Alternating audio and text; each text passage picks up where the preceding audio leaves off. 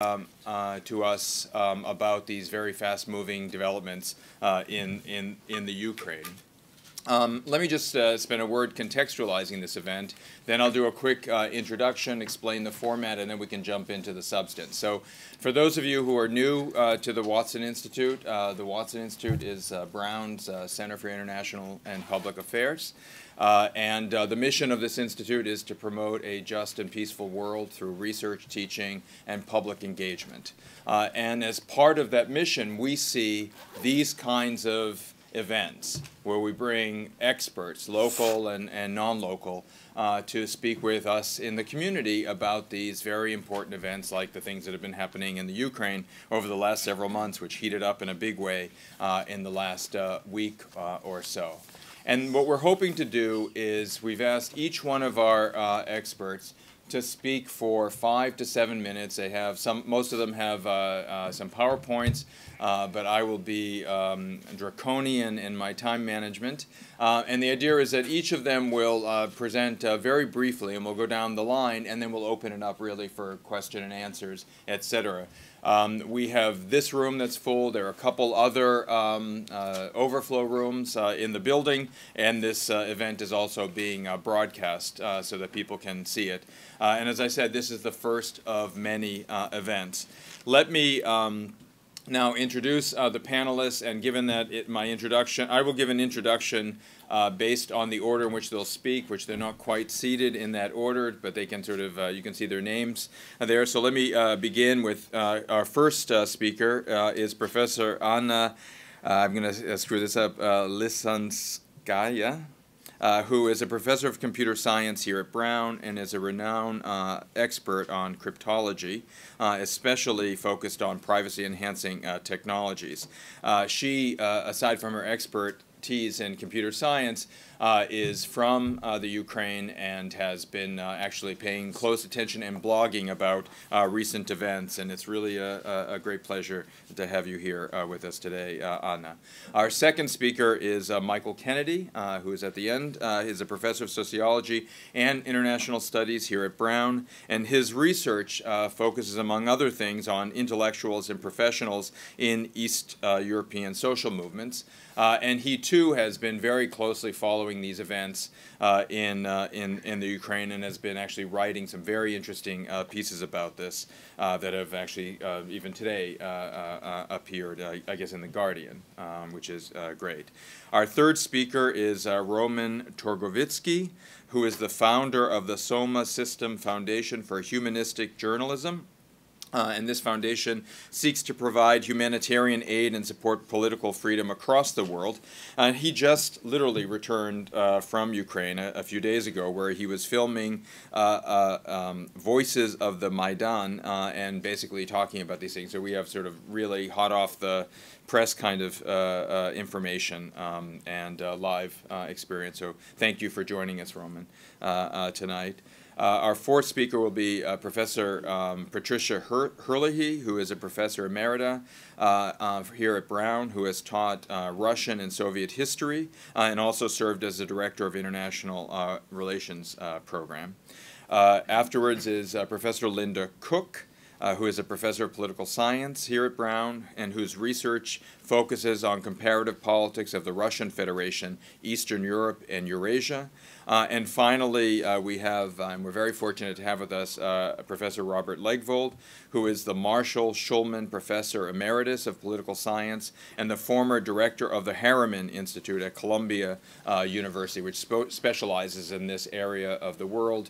Professor Legvold is a specialist specifically in Ukraine and post-Soviet states, and we're also very fortunate to have him as a member of the Board of Overseers here at Watson. I want to thank you all for coming. This is really a terrific event. The format will be each speaker will come up and speak for no more than 7 minutes, and then we'll open it up for question and answers, and I'll moderate that. So with that, why don't we start with Anna? Thanks. Thank you very much for the introduction. Let me pull up my... I was told that escape will do it, but that didn't work.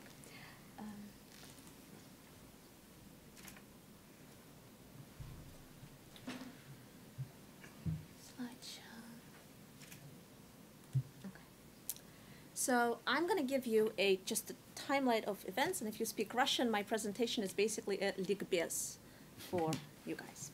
So it all began with the breakup of the Soviet Union in 1991. This is when Ukraine became independent. So before that we had the Ukraine, and now we have Ukraine, to signify that it is an independent country, and like other countries, it doesn't need the definite article.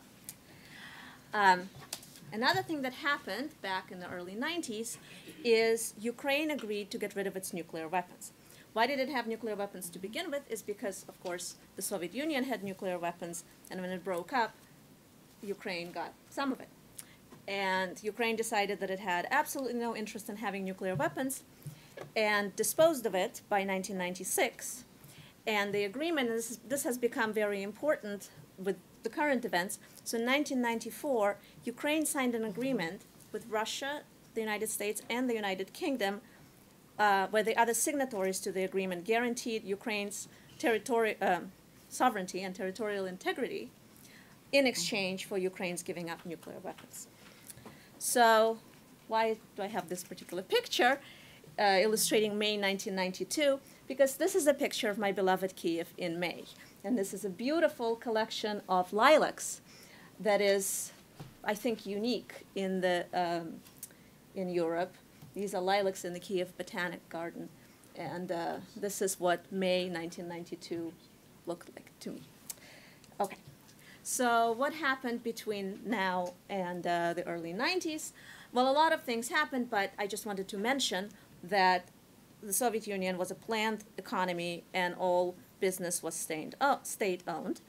And by now, Ukraine has a lot of business has been privatized. And of course, that means a lot of corruption has taken place. And I'll come back to that. Okay. Another thing that happened between now and then is the Orange Revolution. So that was 9 years ago. There was an election between Yanukovych, who you all have heard of by now probably, and Yushchenko, and the election was rigged. So it appeared that Yanukovych had won it, when in fact Yushchenko should have won it. And it was rigged in such a blatant manner that it was clear to everybody, and people got very upset, and they came out to protest the result of the election. And here they are on Independence Square in Kiev, which is called Maidan Nezalezhnosti. Maidan is another word that we're going to be hearing again and again today. And they basically occupied Maidan and refused to go home until the elections were recalled and a new election was set with international observers. And it took 2 months, but they got their way. By peaceful protest, by just camping out on the Maidan, they got their way. And so there was a new election with international observers, and Yushchenko did win. So, okay, he won, but so he was president for a while, and then Viktor Yanukovych did win in December 2009. So here is a picture of Viktor Yanukovych almost shaking hands with his main political rival, Yulia Tymoshenko. So the election was the election consisted of 2 rounds, but in the runoff, it was Yanukovych against Tymoshenko, and Yanukovych won the runoff with 49% of the vote, and Tymoshenko won 47%. So it was very close. Shortly after this election, Tymoshenko was jailed. She was jailed because she had been prime minister before, and in her role of prime minister, she was rather corrupt. Nevertheless, it's no coincidence that she was jailed when she was. Okay, so this brings us to fall 2013, last fall. So this was, a few years after Yanukovych had become president. There's a looming economic crisis. Ukraine is in debt, and it's not clear how it can repay it. And at the same time, Yanukovych has built for himself this beautiful estate in Mezhyiria. Well, actually, it's not that beautiful. It really depends on your taste. I'm sure he thought it was really beautiful. It was certainly rather extravagant, given that where the money came from, because it came from corruption. Okay, so nevertheless, people were very optimistic about the future because Yanukovych kept promising this EU association agreement. They kept feeling like they're headed towards EU membership, not right away, but first via this association agreement. Then on November 21st, Yanukovych made a U-turn on this agreement. Instead he said, oh, we're going to join the Eurasian Union with Russia. Okay. So that's the beginning of the current, this recent phenomenon called Euromaidan. And it began as a peaceful protest like the Orange Revolution, with people just coming out on the streets and saying, we want to join the EU. And you'll hear more about that both from Michael and from Roman. But so there was a violent crackdown by the police, which meant more people came out onto the streets. Then there was, they tried to remove them some more because they wanted to install a Christmas tree. The protesters installed their own Christmas tree. And they toppled the statue of Lenin because that symbolized the old way of thinking.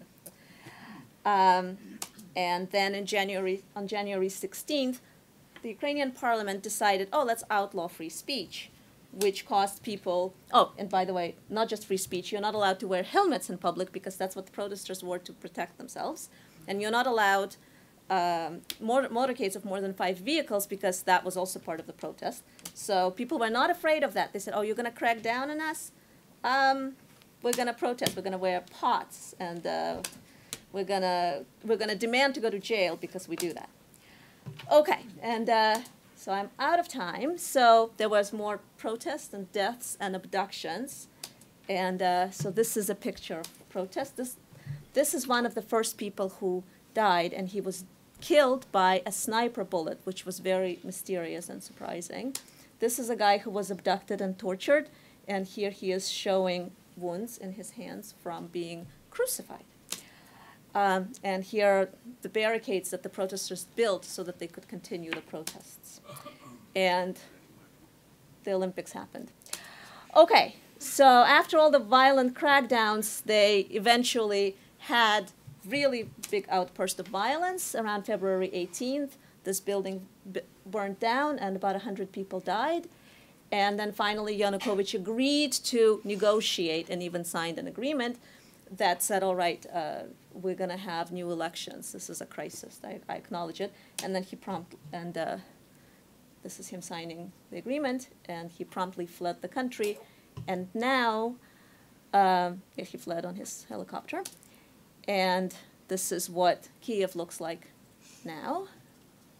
And all the flowers for the people who died in the protests. And as of last week, the Ukrainian parliament is in control of Ukraine with an acting president and with elections set for May. And so this is where we were on last Friday.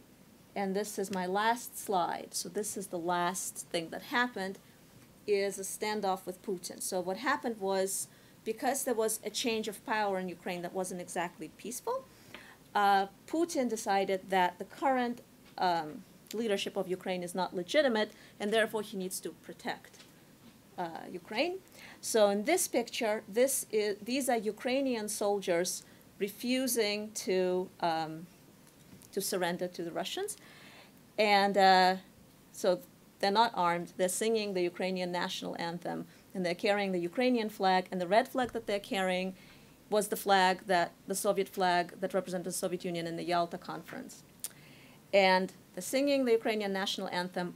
Incidentally, the lyrics of the Ukrainian national anthem begin with Ukraine is not yet dead. So that's what I'm going to end. Thank you very much, Anna. Our next speaker is Michael Kennedy.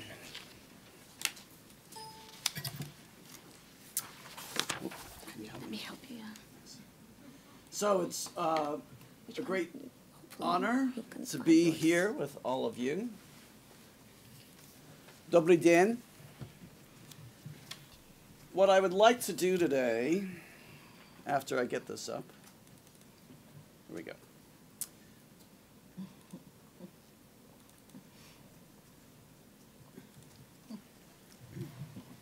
is to talk about Ukraine and Putin's invasion through a Euromaidan lens. And I want to say, by way of provocation, that this is as simple as 1, 2, 3. It's actually not very simple when you hear what's involved in each of them. My first point is actually a question. Does it matter to us what Ukraine is and what it is becoming? Does it matter? Number 2 has 2 points. I will answer that question about the relevance of knowing Ukraine by talking about the significance of region and language, briefly, and then talking about the significance of political culture, briefly. And I'll conclude with, on my third point, 3 implications. Namely, how do we think about what Putin says? How do we think about, in particular, the charges that he makes about fascism and anti-Semitism? And then finally, how do we recognize what some have called the spirit of Euromaidan, especially in the last slide that Anna put up? I'm sorry that we're not going to have as much time to talk, or at least for me to talk, but my students who are in the room know that I'd like to. So the first thing, does it matter what Ukraine is like? Everything that people are saying about justifications for invasion or justifications to repel the invasion all have to do with what Ukraine is. But the thing for me that often concerns me is that we describe Ukraine not necessarily as it is, but as it is convenient for us in our own ideological or geopolitical projections. One of the things that I think is very important, and you will see this in the Facebook discussion that Watson organized, is that we need to talk more about what Ukraine has been, but more important, what Ukraine has become. Because nations are not static. Ukraine, I would propose, has changed its character through Euromaidan. That is my first proposition to you. My second point, beyond the beauty of the graphics associated with Euromaidan, is that many people will say and repeat ad nauseum that the Ukrainian West and Center loved Euromaidan and the Russian-speaking regions of the South and East hated it. The South and East wanted to embrace the Eurasian Union, and the West and Center wanted to embrace the European Union. Not only is that sloppy social science, but that's pretty crude ideological propaganda. However, we have to recognize the truth in this. My former student, Dina Smeltz, whose link is here at the bottom, and you can find her on Twitter, just put this up before our session. And here I thought this was illustrative of some of the things we have to take in mind. If you tried to ask in a survey what motivated Euromaidan, you can see 5% in the West said it was the influence of the West. The Center, 17%. The South and East, blame it all on the CIA. However, the people in the West and the Center say the motivation was corruption. Yanukovych's corruption. But note, the South and the East also recognize that. So one of the propositions I would put forward to you is that even while we recognize regional differences, those regional differences could decline around certain kinds of issues, not least of which is the challenge to corruption. And that's what Euromaidan represented, in part. We should also recognize, however, that this whole rhetoric that we use to identify region and language with identity is profoundly wrong. One of the people who contributed to this Facebook discussion that Watson organized, Lada Bilanyuk, is a linguistic anthropologist. And one of the arguments that she has made is that there is no clear distinction between Russian and Ukrainian. In fact, there is a language that Yanukovych himself speaks called Surzhyk, which is a mixture, and in fact, a pretty bad mixture at that. And much more you can read on the screen is that during her fieldwork in the 1990s, she saw the change of Ukrainian people around thinking about the relationship between language and identity. Clearly, my Pennsylvania Dutch accent from Bethlehem, where I grew up, did not determine that I would go to North Carolina, did not determine that I would become a specialist on Poland and Eastern Europe. So why should language and accent determine the way people think in Ukraine? We have to take it into account, but we can't let it. Now, I'm going to go quickly now. Read the latest Foreign Affairs essay by Keith Darden. There's a paragraph up there on the screen and in his article which I found quite challenging. So I put it on this great Facebook page called Euromaidan News in English, to which Keith and I belong. And I invited people to interpret for me what this paragraph says, because to my reading, it made equivalent the character of Yanukovych corruption and the promise of corruption in the new Euromaidan government. I thought that this was at least problematic. So I was not surprised when sociologist Mikhailo Vinitsky replied and said, you cannot make these equivalent. And when you say that these people in charge are all the familiar cast of characters, he said, look at this list. You didn't even mention all of these people, including the former rector of Kiev-Mohyla University, Kvit, Serhiy Kvit. So the challenge for us is to think about political culture. Keith was suggesting that the revolution has not been made until you not only change the people, but also change the institutional culture. I agree. But can you change an institutional culture in a week? No. However, Putin is helping. The invasion by Putin on such absurd grounds has created a new Ukraine even more than Euromaidan might have. And I'm not going to go into detail, but let me just mention 3 points. One, his claim that the new government is run by fascist anti-Semite terrorists is absurd. I'll say that categorically. Or is there reason to be concerned about that far-right tendency? Absolutely yes. But you cannot paint the revolutionary government in the colors that Putin wishes. Second, it's not only anti-Semitism we should be concerned for. What is the fate of Crimean Tatars? And who's going to listen? Whose land is Crimea? Do Russians talk about that when they invade? Hardly. Who are we going to be listening to when we talk about the invasion? Should we not be listening to Mustafa? Say it for me. Nayem. Actually, I was thinking about someone different. Okay. It's time. Check that out, the last point. Go to this Euromaidan graphics. Look at what this represents. This is, for me, an illustration of the difference that Ukraine is trying to suggest. It's not just the Russian point of view versus the American versus the European. There is a moral point of view versus the criminal invasion of Ukraine by Putin. That's the difference that we cannot lose sight of. And even when we're analyzing it social scientifically, we have to keep that in mind. Thank you very much.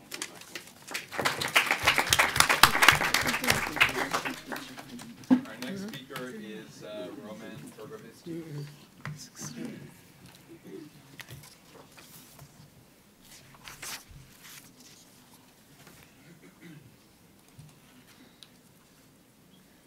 Top one first? Yeah, sure.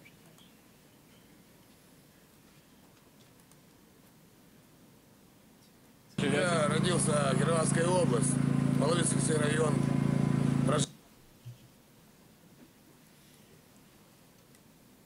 Hi.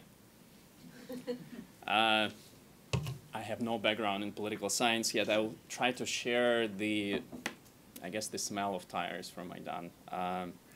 Until today, I thought that giving 1-minute elevator pitch was challenging.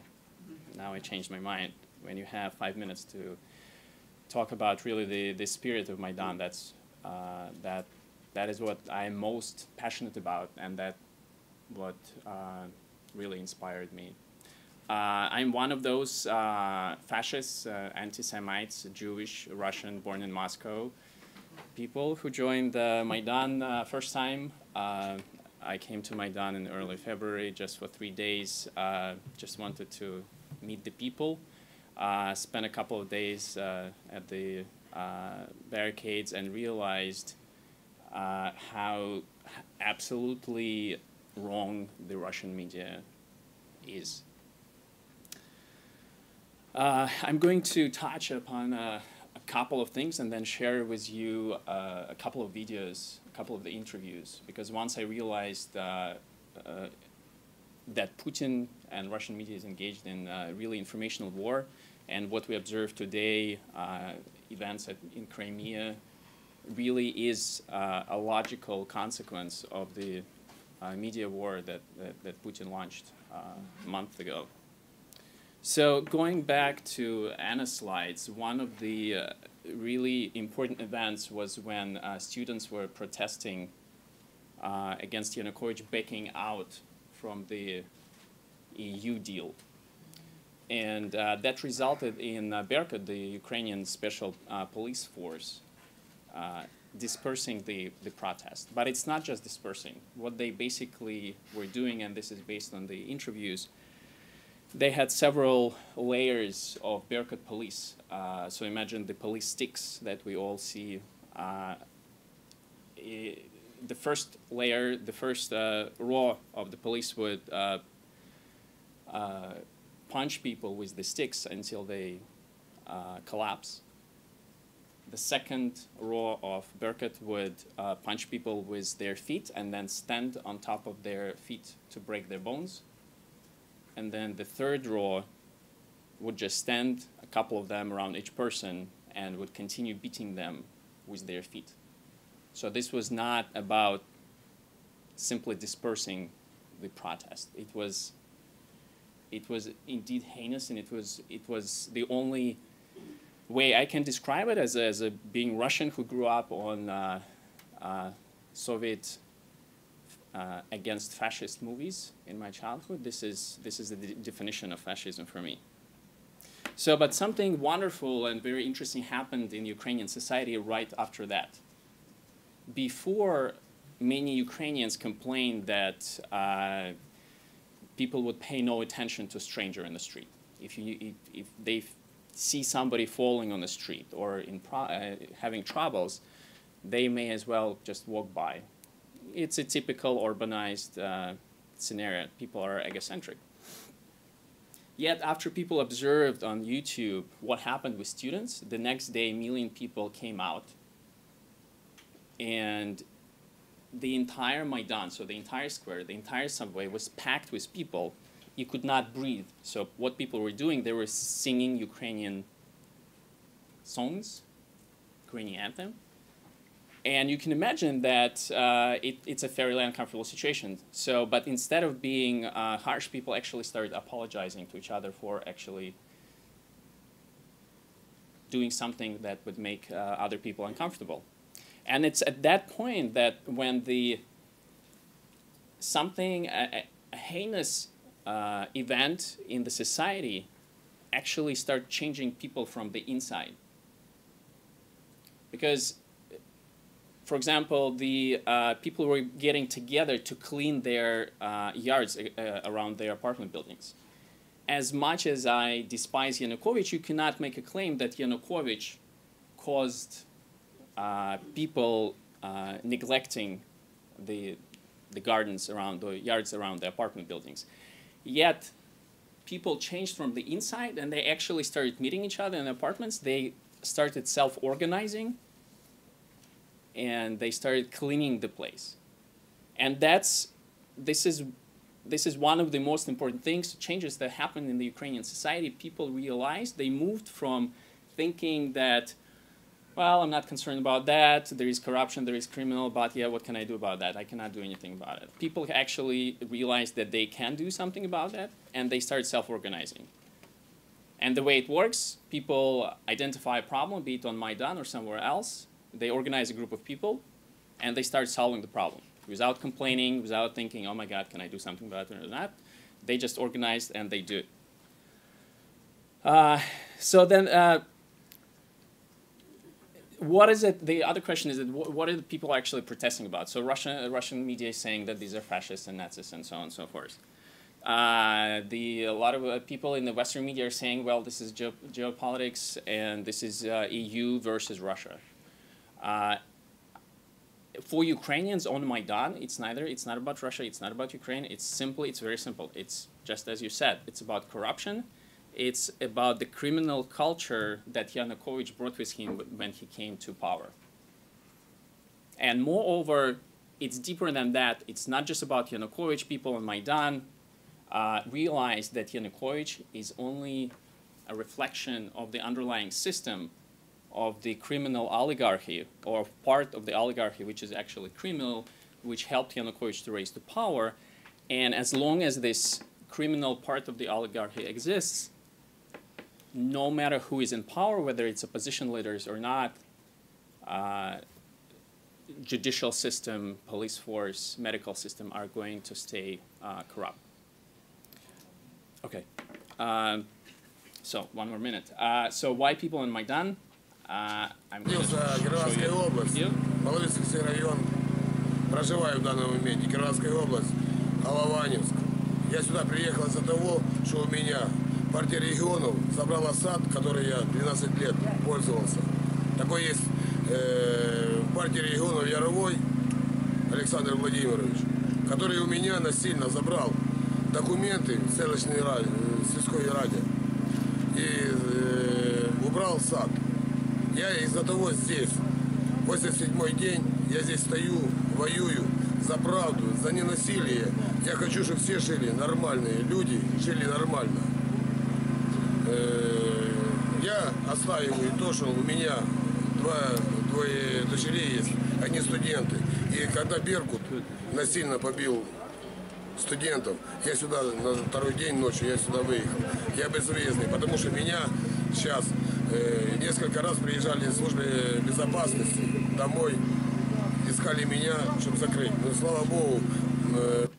So this is a very common sentiment among many Maidaners, that they are willing to sacrifice everything, including their life, in order to have a chance for their kids to have much better life. And then finally, to conclude the second video, how do I... Maybe you can show that later if there's time. Okay. All right. Thank you, Robert.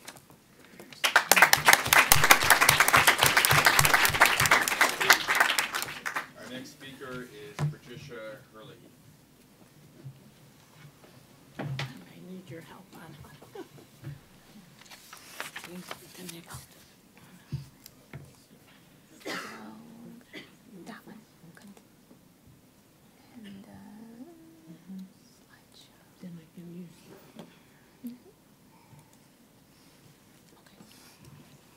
I could answer this one word and give my minutes to some others.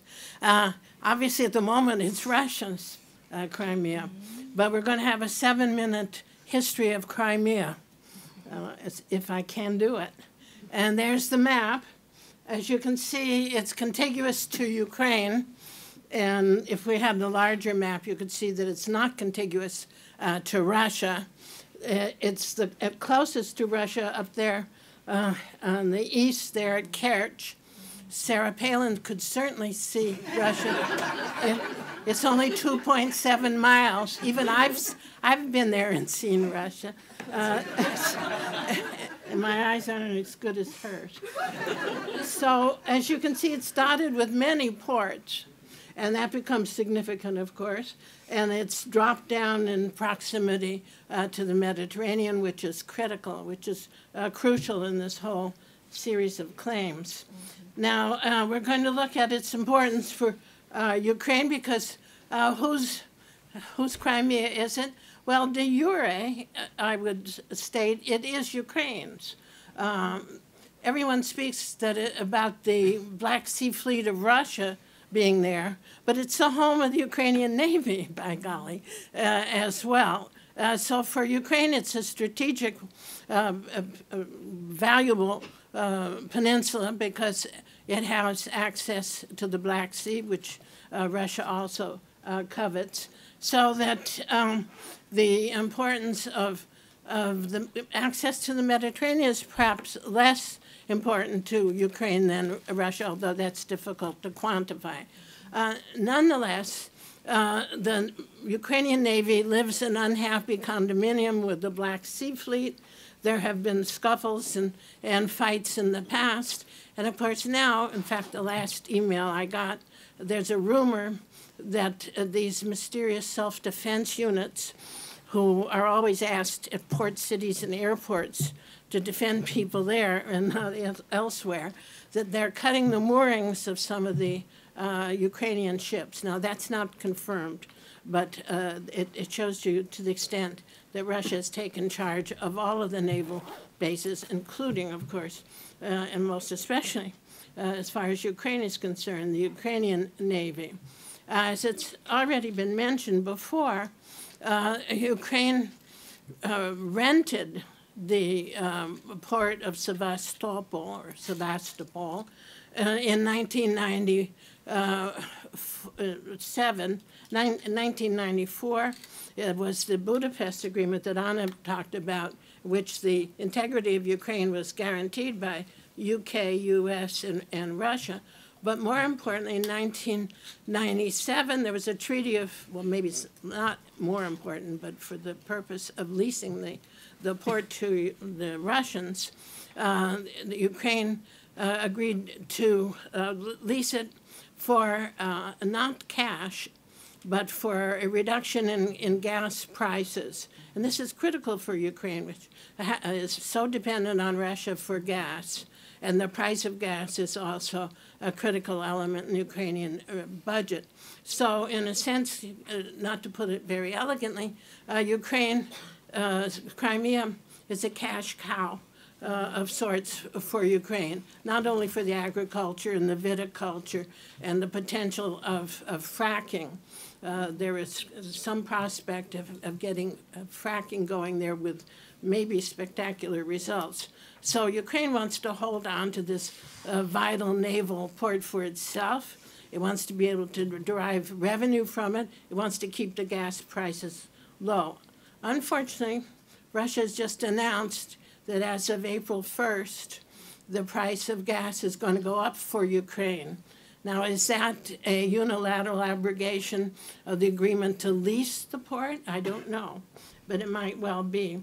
It's been a part of Ukraine, as we all know, or at least the Soviet Socialist Republic of Ukraine since '54, when Nikita Khrushchev, in a fit of exuberance, handed it over to another part of the Soviet Union. And of course, it's been a part of Ukraine since 1991.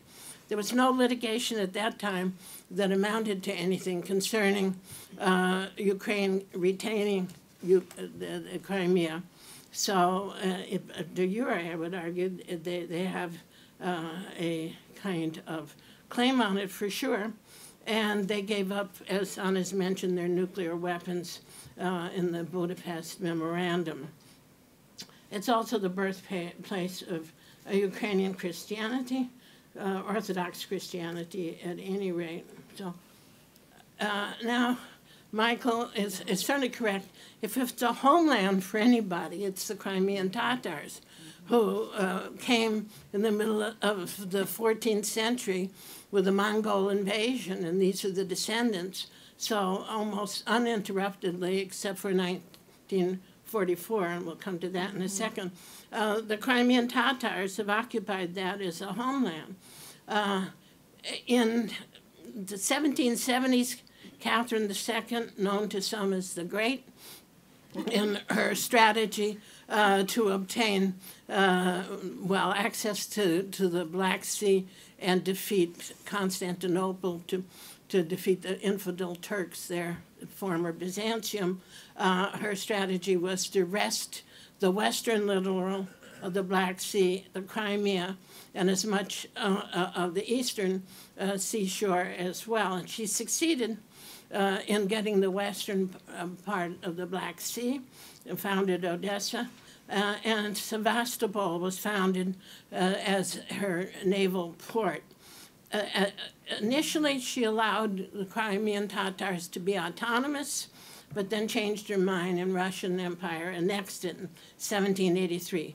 So the Crimean Tatars have been there since 1783, just yesterday.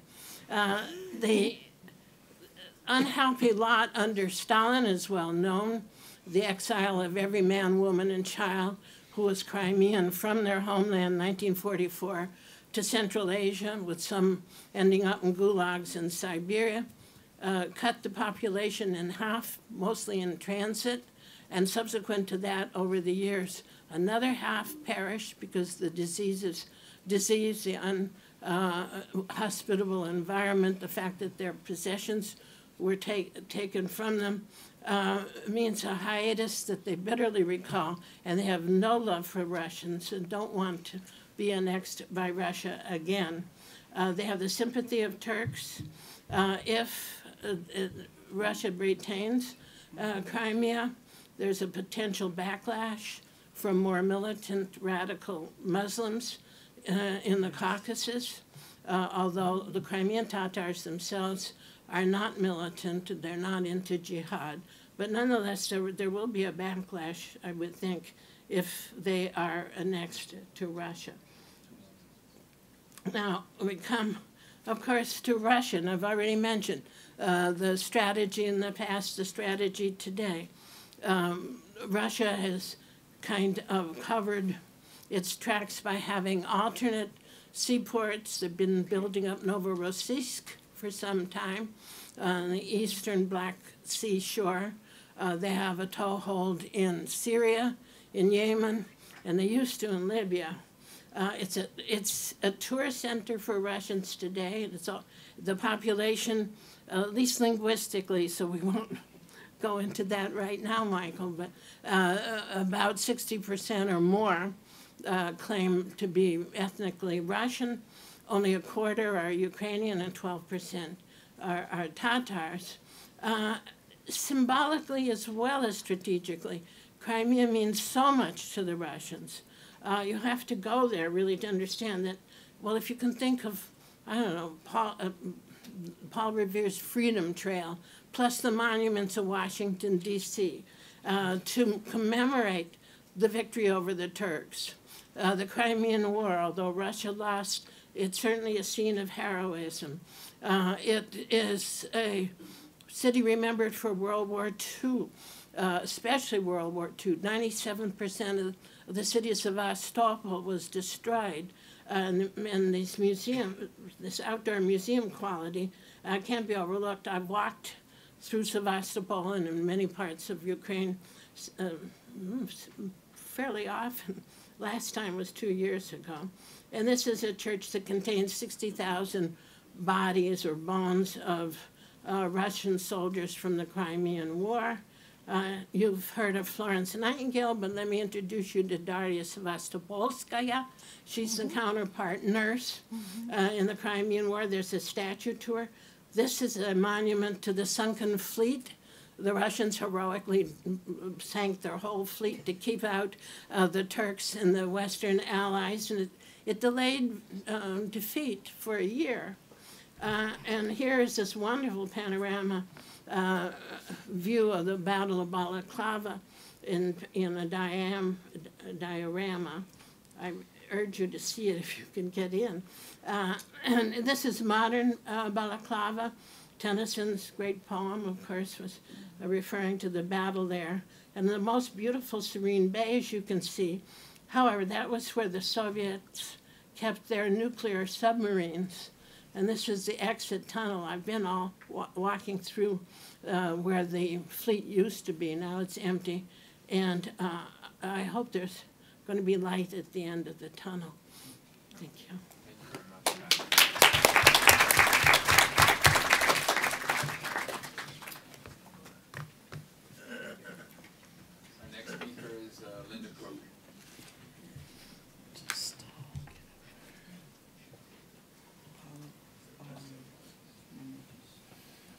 this up here.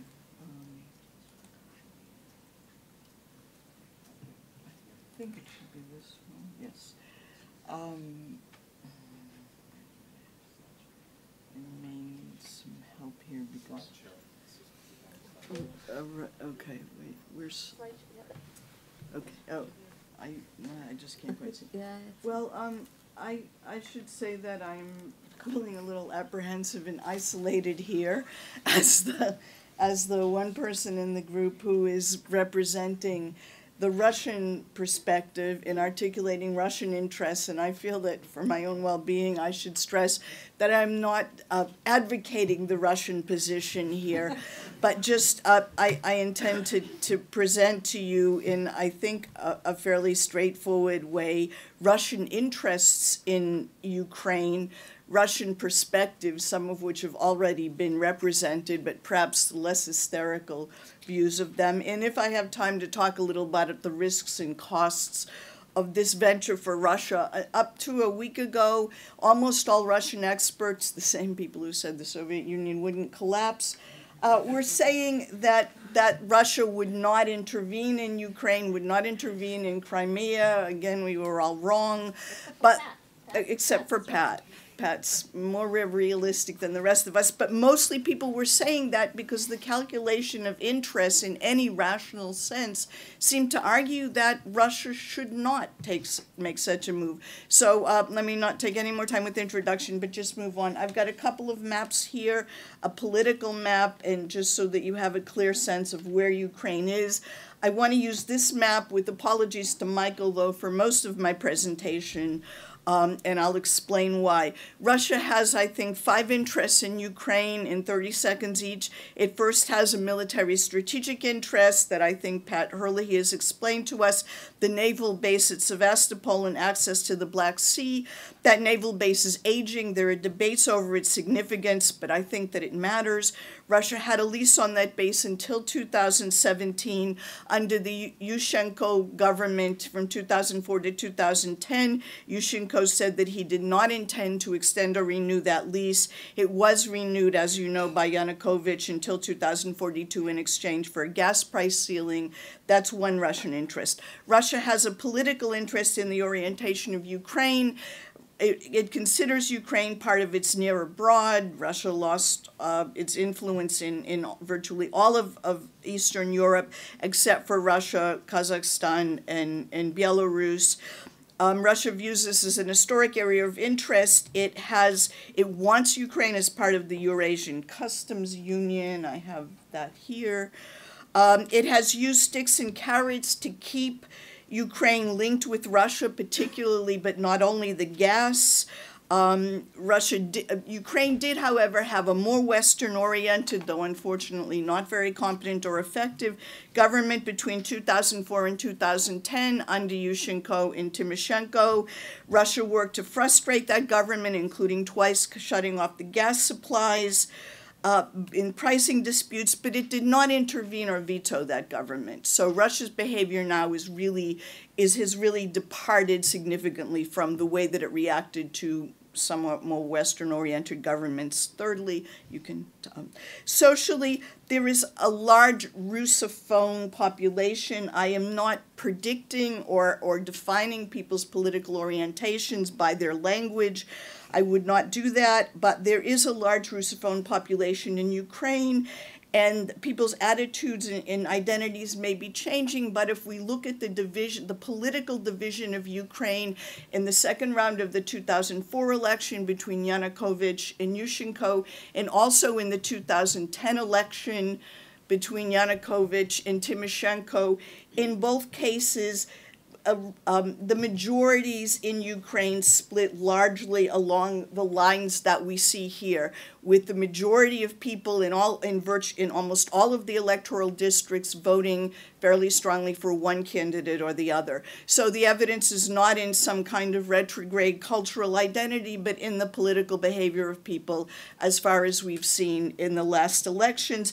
There does seem to be a difference in preference for slightly more Western versus somewhat more Russian-oriented leaders, although I don't predict I am not defining people's politics. I think most people in Ukraine would like the country to remain together and to remain stable. But when the government shifts too much strongly toward Russia or strongly toward the West, this, I think, frightens the people on the other side and makes them fear that they're going to end up living under a government that is committed to a nationality with which they don't identify. Just briefly, Crimea, Pat's pretty much covered that, but it's important to recognize that Crimea's status has been contentious. Since the collapse, there was what one analyst called a pitched legal battle over its status. There has been pressures for autonomy. Crimea is nominally an autonomous republic of Ukraine, though its de facto autonomy is very limited. It is the case that almost 60% of the population of Crimea in the 2001 Ukrainian census identified itself as ethnically Russian, although that could have changed since. Economically, finally, these are the Russian gas lines through Ukraine. Russian gas sales to Europe heavily transit through Ukraine. EU members, mostly the European Union, but also Germany, purchase about a third of their natural gas from Russia. Their contracts run through 2020. Gas exports are one of the largest contributors to the overall Russian tax intake. Russia also has other strong economic ties to the industrial east and south of Ukraine. So it has economic interests and economic needs. Ukraine is dependent. Everybody, Ukraine, Russia, and Europe are involved in these gas trades, in this interdependence. Finally, Putin's administration has a domestic interest in Ukraine. It certainly wants to make it clear that a street-based revolution against an elected electoral authoritarian leader is not going to stand in a neighboring republic, and that's part of the motivation. How am I doing? Okay, that may be good. In terms of the Russian perspective, and this is based mostly on official statements in Russian media, Russia says the political events in Ukraine are an anti-constitutional takeover and an armed seizure of power. Putin, however, has said that he does understand and to some extent sympathize with the people on Maidan, while he says that Yanukovych is the legally elected and still, according to the February 21st agreement, still the president of Ukraine. He also admits that the Ukrainian government and system is incredibly corrupt, incompetent, unequal, and he certainly understands, he says, why people are frustrated with it. But he stresses that Yanukovych agreed on February 21st that he would leave, that new elections could be held in an agreement that was mediated by the European Union. He says the impeachment process against Yanukovych did not follow legal procedures, and legally Yanukovych is still the president of Russia. He says the parliament is partially legitimate, but the acting president is not legitimate, so he's always leaving himself a little wheel room there. He denies that he deployed troops. I guess we can dismiss that. He says that the European Union was very much involved in these protests, in either provoking them or maybe in provoking them. Churkin at the UN on Saturday asked, why did the EU encourage these demonstrations? Why did EU officials appear at meetings? Why was the February 21st agreement not implemented? Why was there new legislation to take away language rights, although actually that legislation has been vetoed? Putin says that Putin and the Russian government, with the approval of the Federation Council, though he denies sending troops, says that Russia did deploy troops to protect Russian interests and Russians in Crimea, and that it has a right to do so because Yanukovych asked, he says, if a rampage begins in eastern regions or in Crimea, Russia reserves the right to use all available means. I know my time is up, so I'm just going to show you a couple of pictures that get at some of Russia, the cost for Russia. Pardon me? Okay, all right. Thank you very much. Okay, thank you. And our final speaker is Robert Lightbold. Do you think I'll be lynched? Do you think I'll be lynched? Will I be lynched? Yeah. No slides. I'm not a Brown product. I wasn't a student at Brown. I'm not faculty. I am on the board of overseers. I couldn't be more proud of this organization and to be associated with it, not the least for doing something like this. And under Rick's leadership at this point, the board is enormously pleased by what's happening in this building. Michael began by saying, does it matter what's happening? The fact that this room is filled and there are 2 or 3 other rooms above that are filled, I think, demonstrates that you people sense that this matters. For the students from Brown who are in this room, this is the most serious international crisis of your lifetime. I don't know if you understand precisely why. I think you sense that it is. More than Tahrir, more than Tunisia, more than Syria, messy, unspeakable as that violence is, more than the risk of Iran with nuclear weapons, more than anything else that we've seen up to this point, because it now holds in its possibility the retreat to a very deep and durable Cold War between Russia and the West. That will not be the same as the original Cold War because it won't evoke the shadow of nuclear Armageddon. But it will be enormously degrading for international affairs. It already is. It's casting its shadow over what's happening in terms of diplomacy around the Syrian problem. It's complicating potentially whether we make progress through the engagement of Iran over nuclear weapons.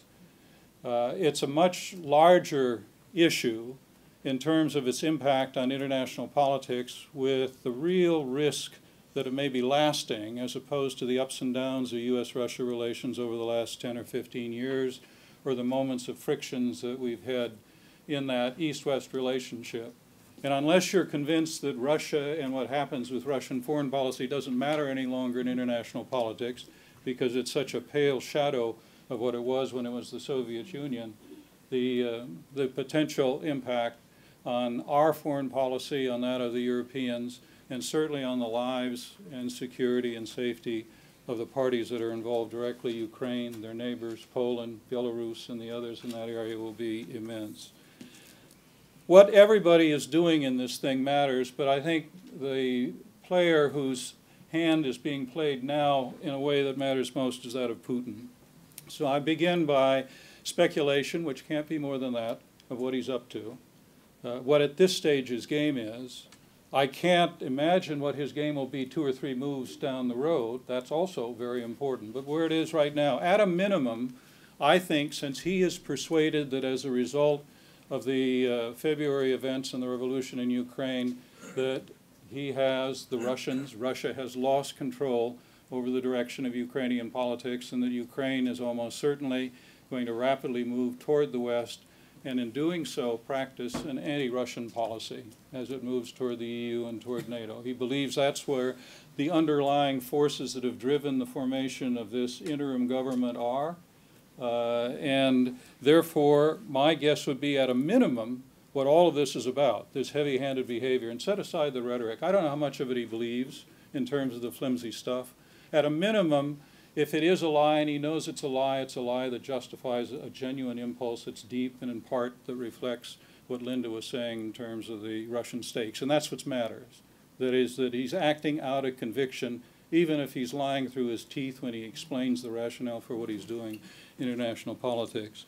So, at a minimum, I think what he's trying to do is create the most leverage he possibly can in order to try to influence the future of Ukraine's government, leading up to and after what are now to be scheduled the May 25th elections that'll choose a more permanent government in Ukraine, and shape the foreign policy of Ukraine in a way that at least brings it back to where it was in these in the back and forth of Ukraine foreign policy over the Kravchuk, Kuchma, Yushchenko, and now Yanukovych eras, to prevent Ukraine from a rush toward the West that will have an anti-Russian character, in a fundamental character, at a minimum.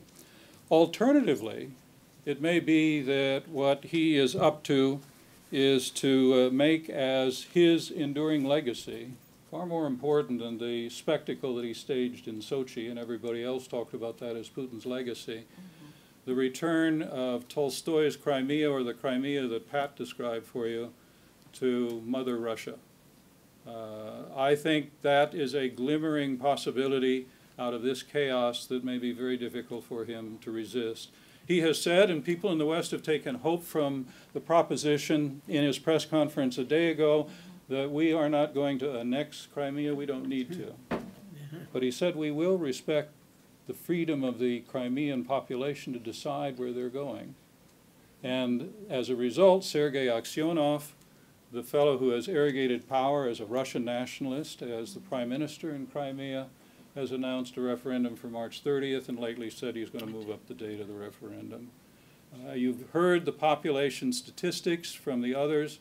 It's almost certainly that referendum would be on independence for Crimea.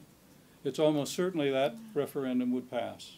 And it would be very easy for Putin to say, the Crimean people have spoken in a democratic way that you and the United States and Europe recognize, and we are prepared now to accept the will of the Crimean people. Or third, it may be that Putin has already given up on the idea of rolling back the February revolution, this revolution in Ukraine, and shaping a Ukrainian government and a Ukrainian foreign policy more tolerable to Moscow.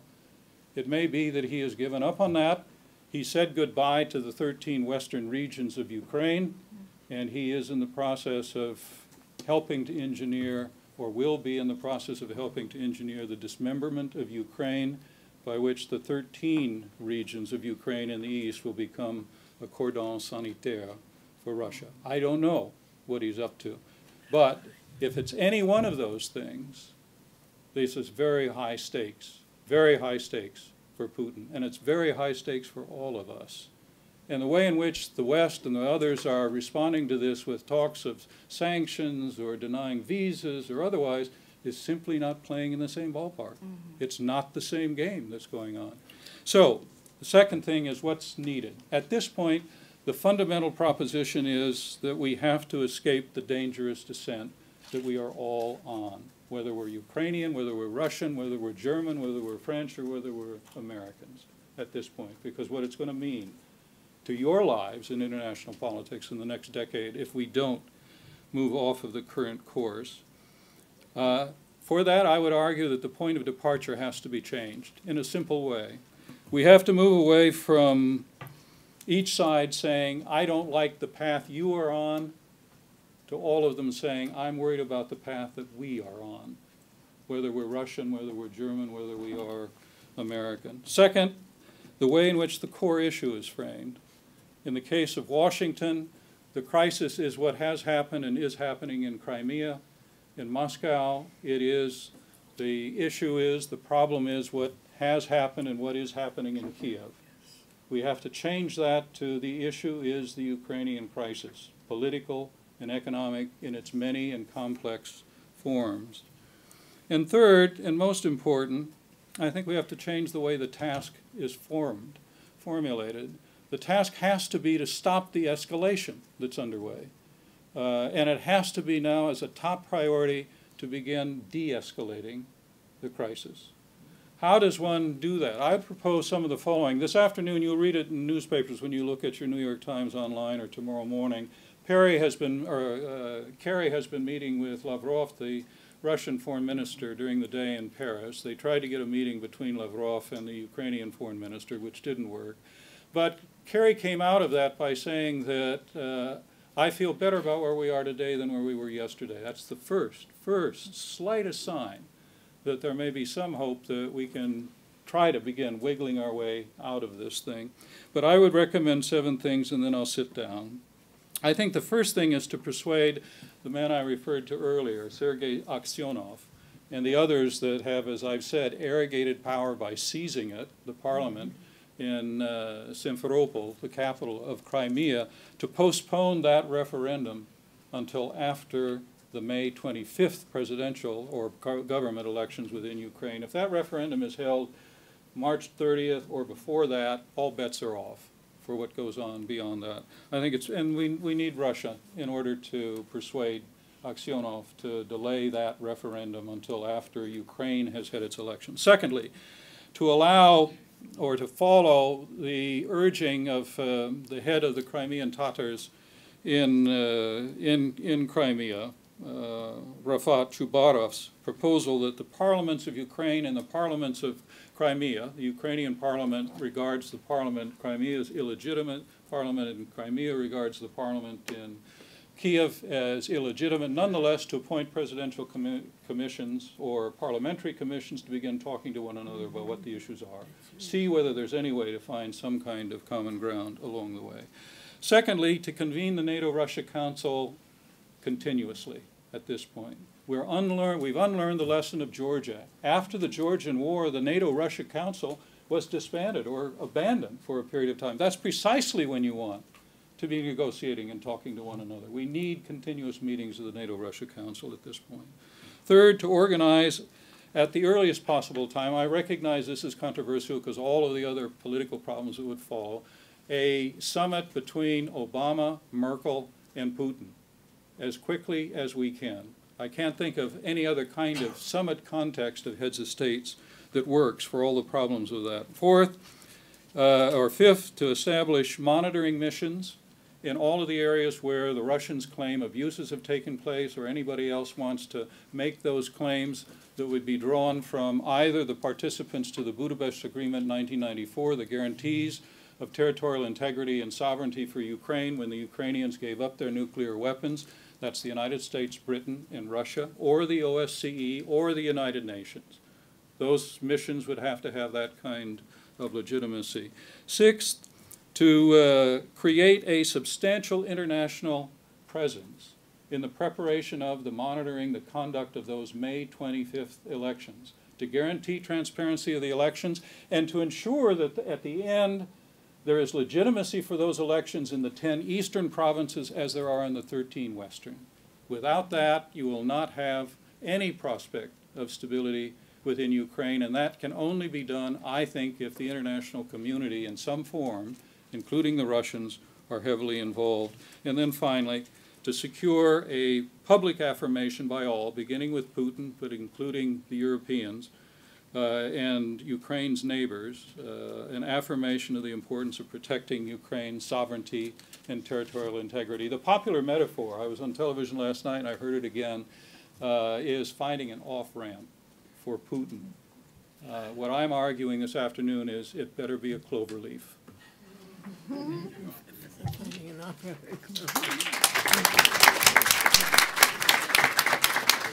Well, thank you all for actually being quite disciplined in your presentations, and I apologize for having to cut people off because, as you could tell, each one of them had so much more to say, and we'll make sure that not only are we broadcasting and archiving this this event, but we'll make sure that there are the links to the people so that you can be in touch with them. But now let's open it up for questions, and if people could identify themselves. Yes.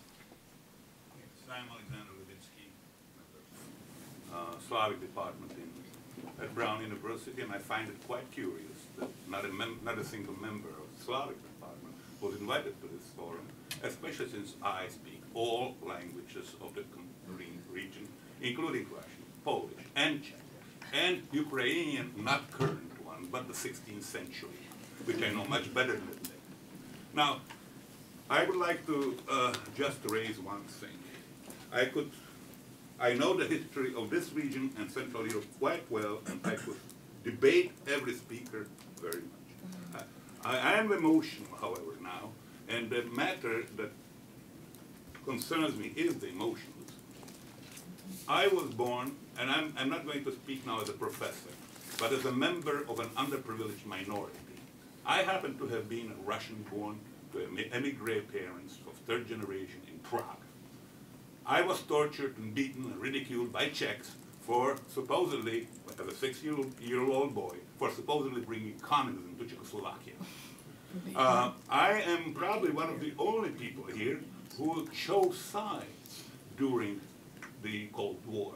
I actually ran on foot. I didn't emigrate and crossed 2 borders. I speak Polish because I embraced Polish as a language that I consider beautiful. I embraced Ukrainian because I think Ukrainian language in the 16th century was beautiful. I can read. And I am the only one here at Brown that teaches Ukrainian literature, in addition to Russian and Polish and Czech. And what I am trying to, by my appearance, I had no time actually here. I have my dying mother right now. But what concerns me the most right now is the rhetoric. The rhetoric of hatred that is posed not only by the Russian side, but also by the Western side. And I see, even though Western media projects itself as being objective, it is very subjective. There were many people in Maidan that died on the suppressing side, but they were dying under horrible conditions. They were sprayed with gasoline and burned, and all of this because of, and I heard in Maidan speeches like, you know, we want to get rid of Zhigif and Moskalev. Well, by Moskalev they meant Russians, right? Under Stalin time. Well, Stalin was actually Georgian. Most people forget that. He spoke bad Russian, as a matter of fact, and he put a lot of Russians into concentration camps. I'm going to have to sort of I'm cut just you saying, off. Okay. I am trying very much. I'm begging for both sides. You know, let us agree with the last speaker. Okay. To tone down the emotionalism. Not all of the people that have been on Maidan are for democratic values. There are many of them that have fascist values. I'm not saying majority, but they do, and I have heard them. Right now, Ukrainian provisional government appointed as governors of some of the regions, some of the problematic people, some of the hierarchy of. Okay, I'm going to so have I'm to just shut. saying. I think we got the point. It's certainly not clear enough for journalistic kind of approach. Yeah. Good ones and bad ones. I think that's correct. Thank you very much. And as I said at the beginning, this is the first of many series. And what we did is we organized this very at the last moment, basic with our Watson connections. But we do hope to reach out to you and to other colleagues on campus. Thank you. Let's take some. I'm going to collect a bunch of comments and then turn it back to the panel. Yes. Hello. My name is Bruno. I'm a student here at Brown. And on a slightly different note from the politics, what are the economic repercussions of, for example, especially the gas lines, and what could it mean for a Europe that's already coming out of an economic crisis to be plunged into this, perhaps cutting connections with Russia? Okay, great. Yes. Can you give If me you can someone, introduce yourself, please. I'm Howard Schulman. I'm actually a physician, just live in the area. Can someone give me a good idea for who the Ukrainians are? Are they very different from the Russians? And also, like, the borders of Ukraine, is that sort of like an artificial border? I mean, it seems like, you know, sort of like colonial British, you know, the way they made states, and they caused a lot of problems later on. I'm gonna collect a few more. Yes. I can't hear any of the questions. My name is Gino. I am with the Brown Ukraine collaboration, and I just have a question for any of the panelists about. It's sort of linked to Mr. Levitsky's question, and that is, for Americans, let's say for those who don't know a lot or haven't been paying attention a lot, there is Russian media. There's this RT, the now English language sort of Russian news outlet. When you're reading, and you're just trying to find the most objective sort of journalism available, how to distinguish if you're, how to look at a New York Times article and find evidence of bias, evidence of lack of bias, how to look at an RT article and find evidence of bias, evidence of lack of bias. Okay. What All are right. people's thoughts? Thanks. I'll take a couple more points and we'll turn it back to the panel. Yes. There's been some interesting. If you can speak, introduce yourself. And, my name is Ben Wofford. I'm a Brown student. There's been some interesting commentary. First, the account secondhand from Angela Merkel saying that Putin seemed like he was in another world. Senator Durbin commenting that his President Obama's conversation with Putin was ominous, and now what has been called a strange, rambling, otherworldly press conference held yesterday or the day before, and some speculation that Putin, whether it's his inner circle, he's not being fed correct facts, or he's sort of buying his own propaganda, whether or not there's a concern here that maybe Putin and this political apparatus, his inner circle, might be unstable or disconnected from reality, and what you might think about that. Okay. Any So why don't we, who wants to, on the panel, address some of the points that were raised? Anna. So on the how do you tell what is propaganda and what isn't, there's actually a site, I'm going to look it up as an answer to your question, that they've set up to debunk Russian propaganda. So in Ukraine, everybody gets Russian TV. And so they can sort of see what's coming in, and they can see that, for example, you know, RT is showing Simferopol and claiming that there's street violence there. So immediately somebody, you know, gets an iPhone and says, okay, here is Simferopol, everything's quiet, this is clearly a lie. And they post it on this website. So I look it up. So, I mean, I'm not sure that that necessarily solves your problem, well, our problem here in the US, because I think the RT in English is a little bit more subtle. But at least it gives a little bit of an answer to that. How about others? Yeah, Bob, and then we'll get Michael. Well, on two of the questions, the question about energy and what it would mean, what it means for Europeans, what it means for Russians, it comes back to this business of all the talk of sanctions at this point. The U.S. trying to get the Europeans to join in sanctions, and the heart of the matter is energy when it comes to that, for the following reason. U.S. trade with Russia is $40 billion. The EU's trade with Russia is $340 billion. So who's the only party that has leverage in this thing? In the case of the Europeans, they are 84% of Russia's external oil exports. They're 80% of its gas exports. But Germany is 36% dependent in terms of exports on Russia. So you get to this very basic proposition that the U.S. doesn't really have much leverage in the economic area. We can make life miserable for ExxonMobil, for Ford, for GM that has high hopes in Russia, but not something that's going to impress Putin if I'm right about the stakes of the game that he's playing. The Europeans do, but the only way that can be exercised if they're willing to inflict as much pain on themselves as they'd be inflicting on Putin. You tell me what they're going to do in that context. On the issue of whether Putin is delusional or out of touch or unstable, Madeleine Albright used that phrase, delusional, and some of the others have come away from these things thinking that the guy is a little unhinged. There's no question that what he's done is very rash. On the other hand, there's a lot of media, I might say parenthetically, that say this is the shrewdest, most cunning guy in the world, and he has essentially outgunned and outplayed Obama and everybody else in the West. So we've got this divided view of who Putin is. I don't think he's delusional. I don't think he's unstable.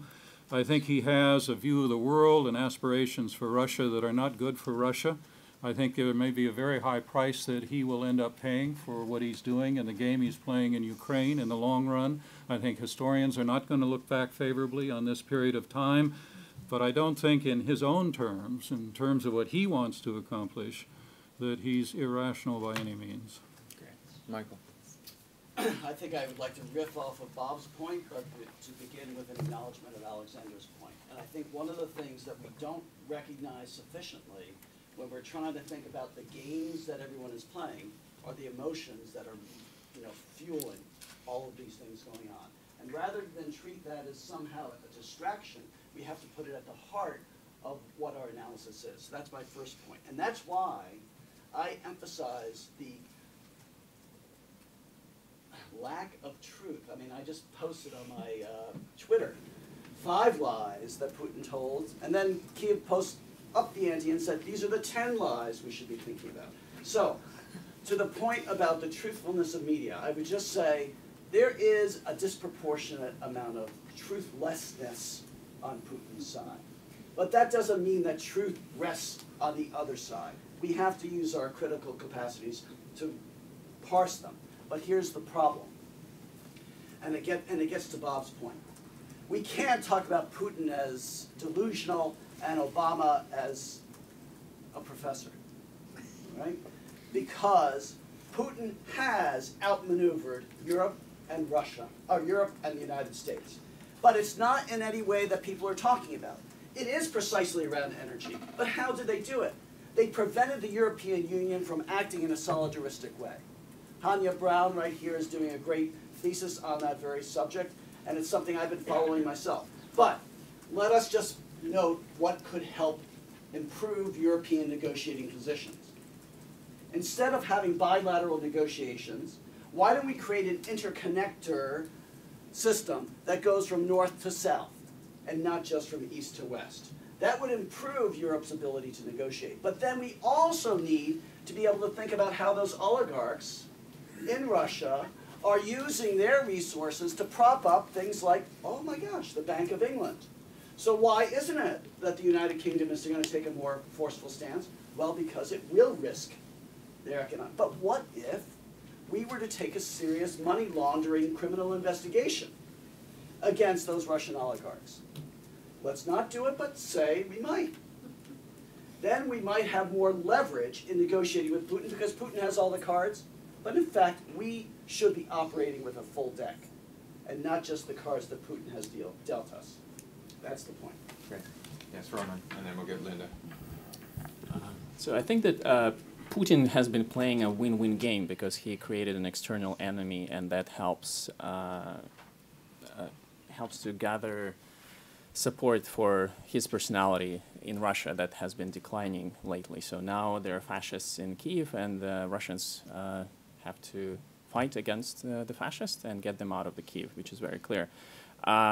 Yet he has, I think, a very weak point, and that weak point comes not from direct confrontation or anything that may result from direct confrontation with the West, but actually from the people of Russia continuing the spirit of Maidan. So if Russians were to actually, instead of protesting in Moscow against the war, if they were actually to come to Kyiv and other cities of Ukraine with Russian flags, if Russian singers would be coming to Maidan and Ukrainian cities, that would create, ultimately Russian media would not be able not to bring this information to Russians, and that would create a lot of questions among the Russian population of who is actually on Maidan. Okay. And Linda? Pat, you too? Okay. Let's get Linda and then Pat. I didn't get the name of the person who asked where did the borders of Ukraine come from.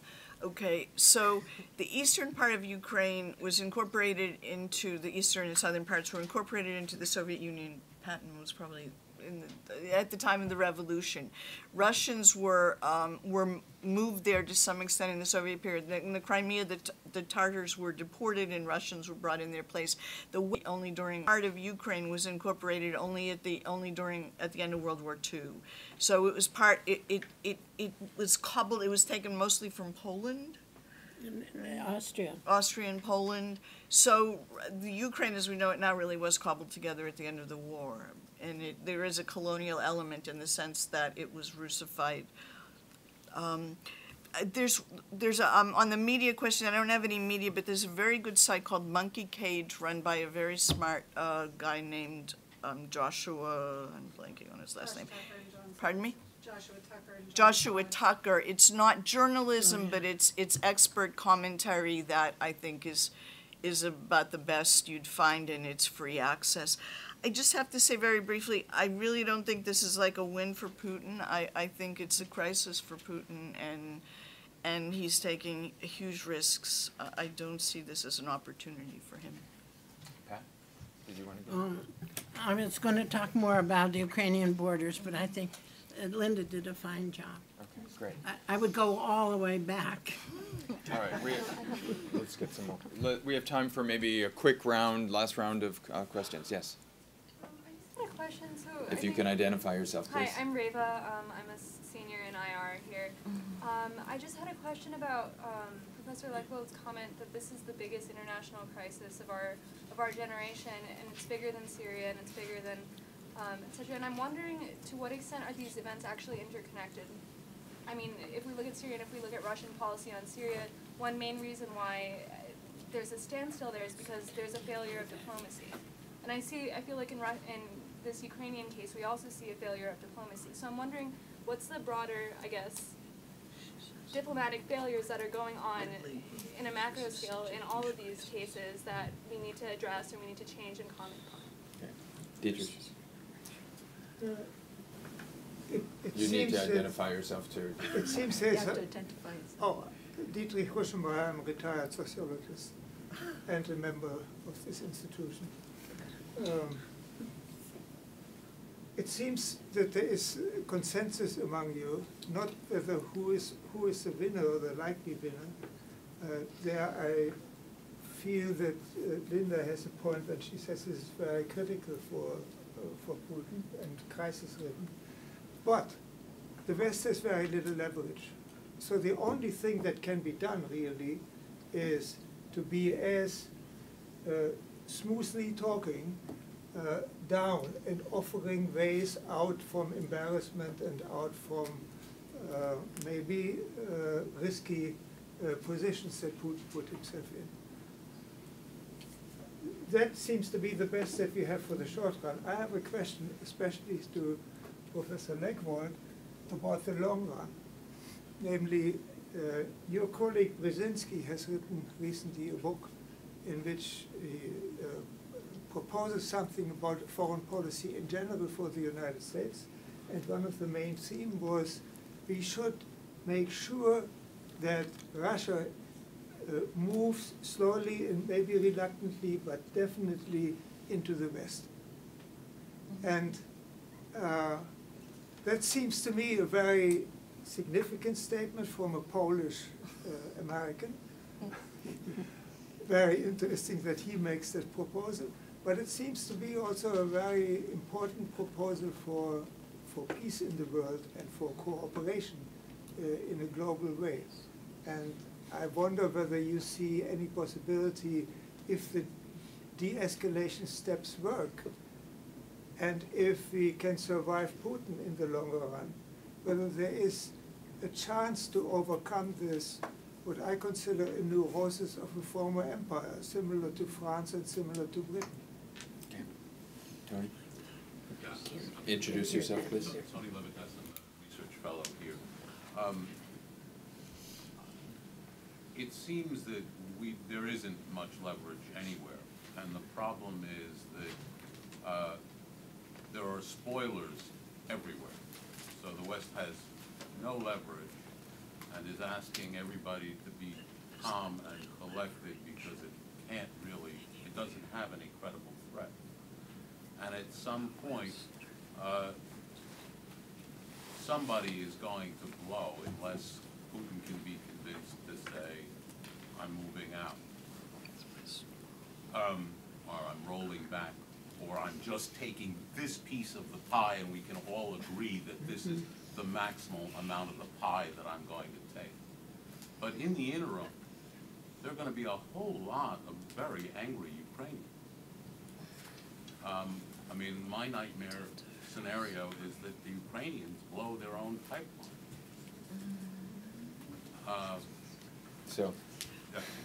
And I'm just wondering, how do you keep the spoilers in the game when you're trying to create some space for negotiation? We have only like 2 minutes for quick responses. Who would like to answer some of these? Anna? So I just, about angry Ukrainians. So back when I lived in Ukraine, I moved to the United States more than 20 years ago, but I was there when we voted for independence, and everybody was always scaring us that these Ukrainian nationalists, that they are crazy, that they are Nazis and they're fascists, and all they want to do is drown the Muscovites, the Muscals, in Jewish blood, and it's always seemed to me that is propaganda item number one. I have been watching from afar the events of the Ukrainian revolution for the last 3 months. And of course I wasn't there, but I've been reading every news story that I could get my hands on compulsively. And I haven't, these are people who have acted non-violently despite massive provocations. It's not very easy to make them go crazy. And yes, there are some parties among them who generally believe that Ukraine should try to promote Ukrainian culture and Ukrainian language. But it's not the same as saying that these parties are promoting violence. And in fact, they are making a point of being extremely friendly to Russians and extremely friendly to the Jews. And I'm Jewish myself, so this is a very sensitive subject to me. And I read, so for example, there was a statement made by, I forget exactly what his title is, but he is basically one of the leaders of the Jewish community in Ukraine, saying, here is what's been going on in Ukraine as far as we are concerned. There has not been, I mean, anti-Semitism, unfortunately, is a fact of life in Ukraine. That is true. But there hasn't been any anti-Semitism connected to these events. So the Russian media would have you believe otherwise. Great. Bob? Well, the two questions directed to me. First, is it Rafi? Reva. Aren't all of these untoward and unfortunate events of the moment, whether it's Syria or the potential conflict over Iran nuclear weapons in Ukraine, connected to the extent that they're all a failure of diplomacy because we haven't been able to find sufficient grounds in which to cooperate? I would agree with that. I think there's been, if you will, a fundamental failure in the evolution of Russia's relations with the West and the U.S., and blame enough to go around both sides for why that's happened. But what makes Ukraine different is it has, as this crisis unfolds, the potential to fundamentally change the character or the basis for Russia's relations with the West that none of the other events have up to this point. So I think it is profound and fundamental in where we are at this juncture in international politics. And ironically, it need not be, because there is no great ideological divide at this point, as there was for much of the 20th century and certainly during the Cold War. There is no fundamental historical or political animus that's driving this thing. Now, you can argue that that ignores all the natural tensions and pressures that come, as a good realist, for those of you and I would argue is always going to be there when in this world we have this struggle for power among states. Dietrich, on your question of Brzezinski's point about Russia moving toward the West, again, I think that would be the hope, but what's been happening in the last 5 years, Dmitry Trenin, this fine analyst in Moscow, says not only has Russia moved away from the West strategically as a result of what we saw from 2003 to 2008, from the Iraq War to the Georgian War, and then the momentary relief under the reset for 2 years, from 2009, 2010, and then again the descent, in which Putin clearly has retreated from his original position in 2001 that he wanted Russia to be ever more a part of the West. He's now making it plain he wants essentially strategic independence and able to operate in all directions. But Trenin has argued that now that Putin has lately been arguing, he originally argued that we basically share the same values of the West. We may have different interpretations how you go about them, but we have the same values of the West. For the last 2 years, he's been talking about a civilizational clash in which he argues that Russian values are superior to the desiccated, selfish, individualistic, materialist values of the West, and it gets focused on patriotism, the Russian Orthodox Church, conservative values, what they call the offensive new social values of Europe that they try to foist on them, of same-sex marriage and all the stuff that goes with that kind of thing. So what Trenin has said is Putin has already moved away from the West strategically. He's moving away from the West mentally. And until we're through that period of time, I think in the next 10, 15, 20 years, yeah, Brzezinski, I hope, is right. Let's get Michael and then Roman. So 3 points. Very quickly. Very fast. The article that we referenced that's coming out in The Guardian, that is out in The Guardian, actually offers an alternative point of view for how we can do foreign policy that's a lot tougher than the compromise with Putin that we offer. And it's written with my brother for the first time, who has been in a part of the security establishment for a long time. So this is something entirely new. Second, one of the things that I tried to emphasize at the start is that I am concerned when Ukraine is not at the table when we're talking about Ukraine's futures. And so when we talk about, Germany, the United States, and Russia being together, I would like to see that Ukraine is at the table too. And the reason being that Ukraine is changing. That's my third and final point. We only need look at what happened in Donetsk today. Why? Because Donetsk administrative building was taken over by pro-Russians. And what was the response? ordinary Donetsk citizens challenging that takeover, saying, we do not want to become part of Russia if Russia means a warfare state like what we have just experienced. Roman? So I would like to comment on the neutral source of information, and this comment is coming from me not as a sort of a journalist and activist, but as a statistician and epidemiologist, which is what my graduate training is. At this point, there is wealth of information showing that Russian government media has been lying. I know this is not an academic word, but there is no other word to describe it. They have been providing misleading information. So if I were to create an algorithm giving you a neutral source of information, I would direct you to Russian media exclusively. You read it, you flip the information, and you get the truthful source of information. Pat, do you want to say anything? Well, no one has mentioned NATO, to my knowledge. Did I missed it? So I'm still a line maybe from Linda here, and trying to understand the psyche of Putin. But the sense of being surrounded by Europe, which of course gives the intensity to the feeling of loss of Ukraine, the last bastion, the last buffer of the civilization that you just mentioned. And I think as long as Russia and the other countries that surrounded it shared the Soviet ideology, warped as it became and tarnished and so forth. But it denied this intense nationalism. It denied this intense religiosity.